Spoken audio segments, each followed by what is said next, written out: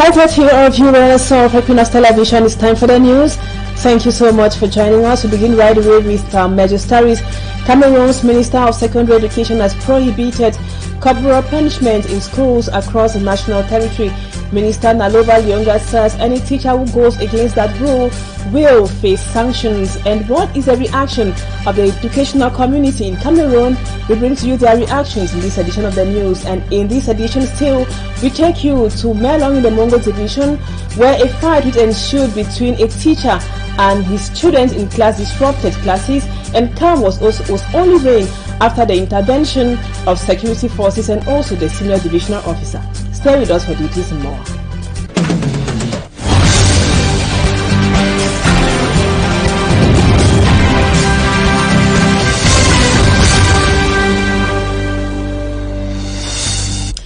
Welcome back, viewers. We just told you in the headlines that the Minister for Secondary Education, Nalova Lyonga, has prohibited corporal punishment in secondary schools across the national territory. And in the communique, in the release, it indicates that any teacher who goes against that rule is going to face sanctions. Our reporter, Immaculate Fogwe, took the reactions of a teacher, a parent, and also a psychologist about that abolition. Corporal punishment has for years been a major method used by teachers to discipline students in response to their unacceptable behavior. The immediate aim of such punishment are usually to halt the offense, prevent its reoccurrence, and set an example for others. Recently, Cameroon's Minister of Secondary Education in a release prohibited the use of this method of punishment on students. She warned that sanctions await teachers that will go ahead to practice such punishment, a decision which has been received with mixed feelings by the Cameroonian population. While some applaud it, others say it will rather promote high rate of juvenile delinquencies in school milieus. In our days, we were flogged by our teachers whenever we did something wrong. Due to these beatings, we were able to adjust and do the right thing.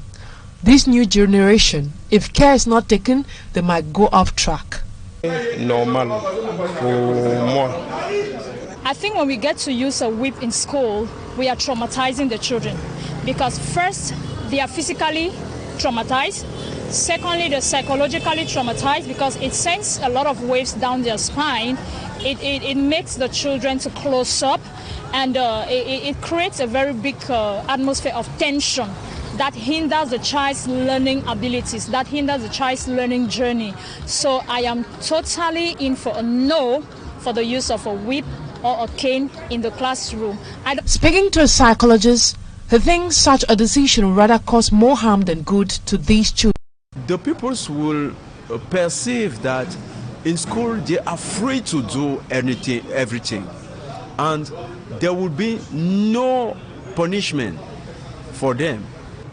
If at home they have corporal punishment, we should not forbid it in school. This decision comes after several clashes between students and teachers reported across the country. The clashes have often come from corporal punishment.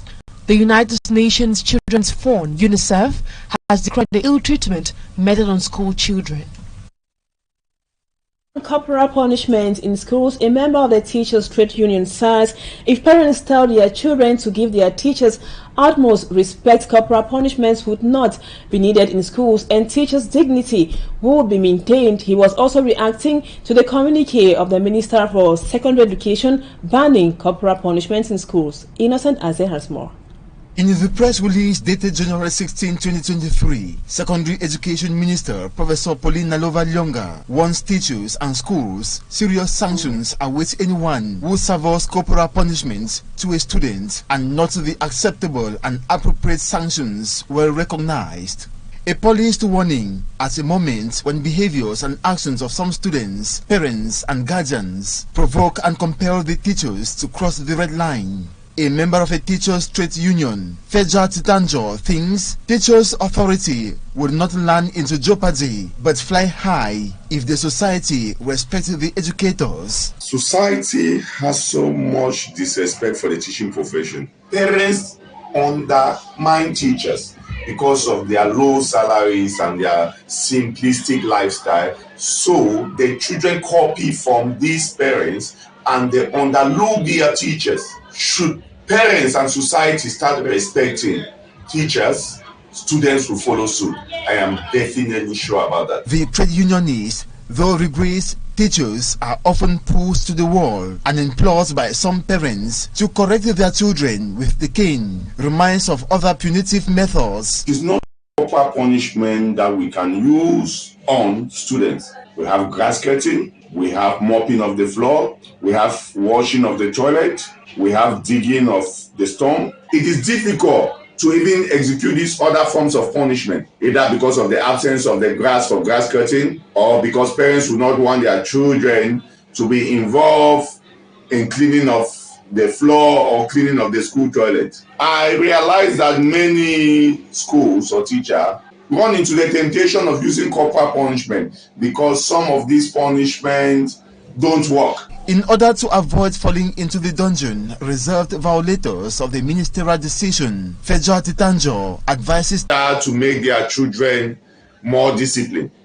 Many parents cite the Bible when convincing the school authorities to include corporal punishment in their internal rules and regulations. But school authorities should be very careful because when you listen to these parents, the law will not spare you. He as well reiterates the need to nurse mutual respect for a peaceful educational family and the society. And now, at the moment when the whip is being banned in schools, violence in the school milieu remains one of the major preoccupations of educators in educational institutions across the national territory. In Melong, classes were disrupted following a fight which ensued between a teacher and his students, and it took the intervention of the SU and security forces for calm to return to that school. Mala Glory tells us more. The senior divisional officer of Melong, alongside security officials in the Mongo division of the Littoral region, arrived at St. Michael Balingwa High School, Melong, and College Chumo Aaron when all the students were out of their classrooms. Classes were interrupted as a thorough search was initiated. This is following a fight which led to the exchange of weapons on campus, a situation which called the attention of the divisional officer on what leads to violence in schools. L'alcoolisme, le tabagisme.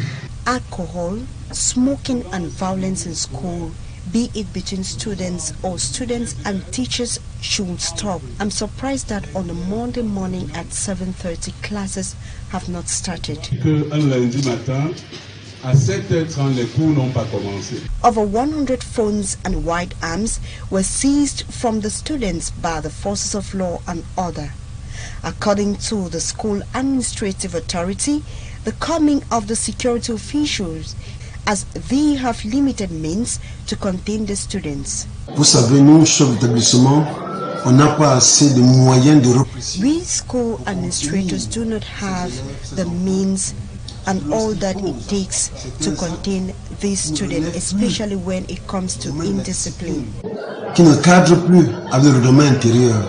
The role of the parent in the education of their children is important, says the divisional officer.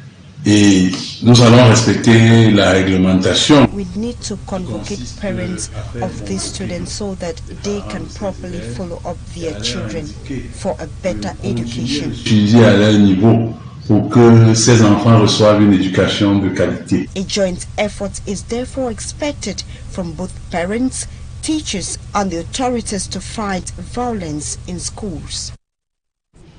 And now we'll be coming back ultimately to the ban of corporal punishment in educational institutions in secondary schools in Cameroon in the second part of the news. In other news, the sale of whiskey in sachets continues to gain grounds across the national territory despite the ban by the government some time ago. That ban has reportedly been extended to the year 2026. Our reporter Lucy Liengu Ese spoke with the president of a consumer association to tell us more about the extension on the ban of whiskey in sachets. Consumed in Cameroon by many, sachet whiskey has been able to resist the test of time. On September 12, 2014, the Minister of Health, Trade and Industry signed a joint decree prohibiting the sale of liquors which were tested and proven harmful to human health. But local producers had 24 months to comply with the new regulation. In 2016, they obtained an extension to 2018. Until 2022, the ban of sachet whiskey has never been effective. Today, history has repeated itself. On a newspaper, Mutation Quotidienne, the government has suspended the decree till 2026. According to the president of the Cameroon's Consumer Federation, FECACO, the sale and production of this locally produced whiskey should be banned completely. Against those prolongations, because whiskey in sachet is very toxic. Every day, every month, we receive complaints of consumers, family of consumers, that people are dying, people are seeking. So we say no to that moratorium, which is illegal. We have to say that since 2014, 3 government members took a decision to ban whiskey in sachet. So we say that these those liquors are very dangerous for the health of our people. The president also outlined some methods which should be implemented so as to fight against the consumption. So we are asking all our comrades, our brothers, to come one and come all, to go and make a rally to the Prime Minister's service to say no to the prolongation of the decree, to say no to the consumption of whiskey in sachet, to say yes to the life, yes to the health, and want to say that we want to connect to denounce this prolongation. So we are standing up to say no to that decree that kills our brothers Cameroonians. In the order signed on September 12, 2014, liquor must be sold in bottles with packaging that. And now we talk politics. Political parties and candidates going in for the senatorial elections have up to January 28 to deposit their files at Elecam Elections Cameroon. The stipulation of the electoral code was revealed by the Elecam regional delegate for the Littoral, who says no party has deposited its file this far in the Littoral region. For me, Armstrong Sander completes the story. Following the stipulations of the electoral code in Cameroon, political parties have 15 days to deposit their lists of candidates at the Elections Cameroon's office, Elecam, from the convening of the senatorials.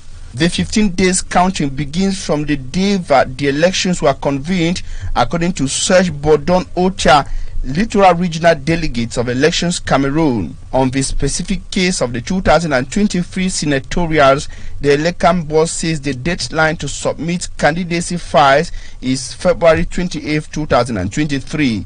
En dehors de ces 15 jours que nous attendons. Besides receiving candidacy files, the Elecam boss says the structure is also preoccupied with the procurement and renovation of materials needed for the exercise. Mais nous attendons le petit matériel qui est généralement constitué de fournitures de bureau. Another major preoccupation, according to him, is the review of the voters register, given that some electoral college members called the municipal councillors passed away within the mandate. À la mise à jour du fichier électoral, parce que nous devons absolument. The major activity has to do with the review of the electoral list in order to get it fully updated before the D-Day. Au scrutin, une fois que ce fichier sera suffisamment à jour. Given the specificities of the senatorials and the fact that the electoral college members are well identified, the regional delegate says voting will be done at the headquarters of each of the 58 divisions in Cameroon. C'est un collège électoral bien connu. C'est d'ailleurs pour... At the level of the Littoral region, no file has so far been deposited by any political party, according to the delegate. Aucun parti politique ne s'est encore présenté dans nos services. Cameroon's Upper House of Parliament counts 100 members, 70 elected and 30 appointed by the President of the Republic. And now, after the Cameroon Renaissance Movement CRM National President Professor Maurice Kamto said the party would take part in all elections, the organization of the senatorial elections before the municipal and legislative has frustrated the chances of Kamto's party to partake in the latter. And the CRM Secretary General Chief Barrister Doc Christopher explains why the party would not take part in the March 12 senatorial election in Cameroon. He spoke to the Inside. For this senatorial election, because we still do not have that electorate that will compete with the senatorial election. It should be clear to Cameroonians and the world wide that the Cameroonians go in for the election because we are well grounded, prepared, and we are mobilized parliamentarians and the chiefs. All chiefs in Cameroon have tended to be CPDM. We are ready for the upcoming council, parliamentary, and presidential elections. We want to make an imaginary world that there is no code, that will respect nothing. We just line up Cameroonians to go and vote. We'll go in for that kind of election because he will be voting and they count on the spot. Cameroonians line up, they vote and count without any code. We'll win this government.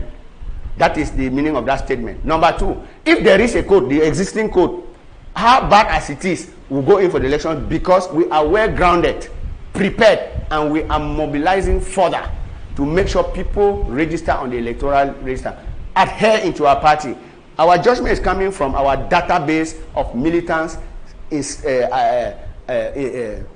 inscribing to the party, and we are producing their cards. We know we have 3/4 as of now militants that we have on our database that are card carrying Cameroonians that are ready to vote for us.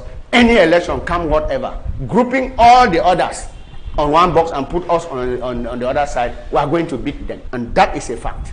And we are ready. They know. Security reports have gone far and wide. They know. That is why their only strategy on the other side is to fraud.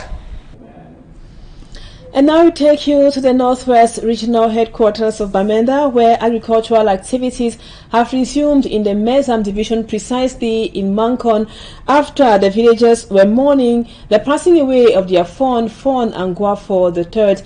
The activities resumed after 1 month of recess and after a celebration of the life of the fawn who passed on. Let's now have more with a Northwest Regional Base correspondent, Boostella.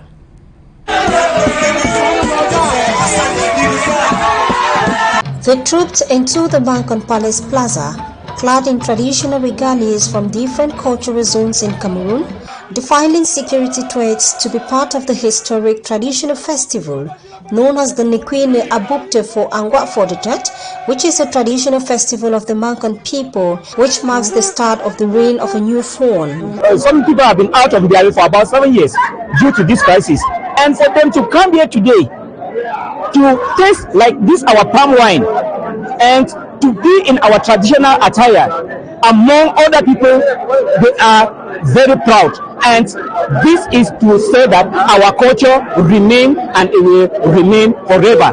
During the 31 days event, traditional rulers from different villages took turns to mourn the disappeared fawn and strengthen their relationship with the people of Mankon and the new ruler, Angwafo IV.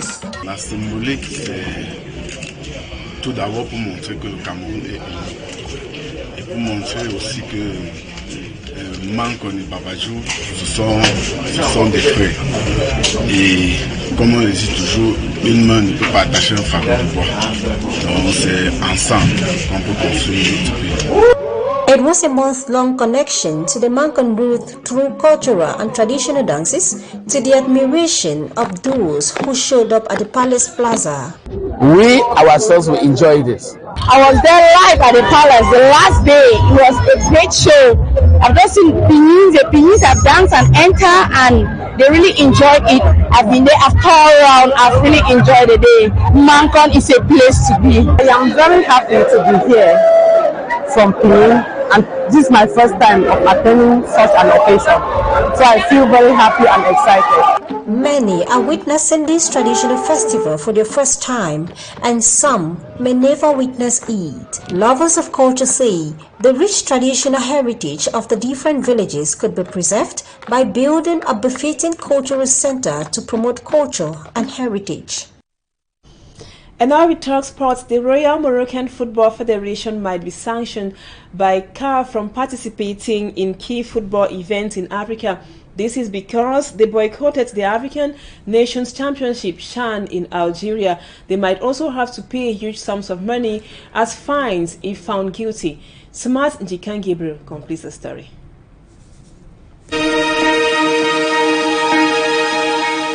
The announcement made by the Royal Moroccan Football Federation declaring that the defending champions of the African Nations Championship (CHAN), the Atlas Lions of Morocco, won't be part of the 7th edition of the tournament already taking place in Algeria, won't be left without sanctions.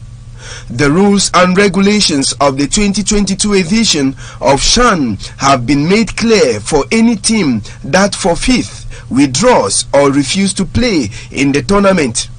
Article 57 of this rule states any national association declaring forfeit after having registered and before the drawing of lot shall lose its entry fees and is liable to a fine of $2,500. It shall also not be allowed to participate in the next edition of the competition. Article 58 and 59 also sees Morocco guilty, and the federation is expected to pay $15,000. The absence of Morocco during their match against Sudan enables Sudan to take all 3 points, as Article 66 states. Morocco lost the match by no goal to 3. Article 69 of the Rules and Regulations guiding CHAN states, in cases of force majeure, the organizing committee shall deal with it. Reasons while after the absence of Morocco on match day 1 against Sudan, the organizing committee handed the matter to the competent judicial body in the Confederation of African Football (CAF) to rule the case. In a whole, apart from maybe being sanctioned from participating in the next edition of the African Nations Championship or the Africa Cup of Nations, Morocco is expected to pay $17,500, which is about 10.6 million francs CFA, to CAF for. Thank you so much for that report. It brings us to the end of the first part of the news. Viewers, thank you for being there, but don't go away. Talking Points comes up next.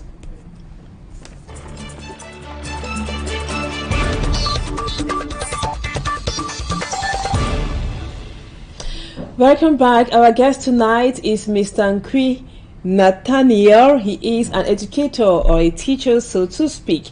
Thank you so much, Mr. Nkwi, for accepting to be our guest on Talking Points tonight. We are talking education. We just heard in the news that the Minister for Secondary Education, Professor Nalova Lyonga, has prohibited the use of the whip, that's corporal punishment, in schools, secondary schools across the national territory. Going right away to the point, as an educator, as teachers, how did you people receive that outing by the minister? Thank you so much, Madam Anne, for inviting me this evening. It is a wonderful privilege for me to be here. And about the minister's communique, I want to think that she is doing that out of a good heart for children, and she must have good reasons for that. But as a teacher, as someone who has been in the classroom for a long time, I want to say that such a decision comes with mixed feelings. Mixed feelings because we actually know how our children are. And I want to tell you that with African children, as our parents are going to know, as we are going to know, without a cane, it is always difficult to handle them. And you know, at times, people just sit in offices and take decisions because they're not in the field. I want to tell you that you are kept in the classroom to handle maybe children who come from different backgrounds, with different mentalities, with different characters. You are going to have it very hard. And so to me, I think that corporal punishment should keep on existing, but it should rather be moderated rather than saying a total stop to it.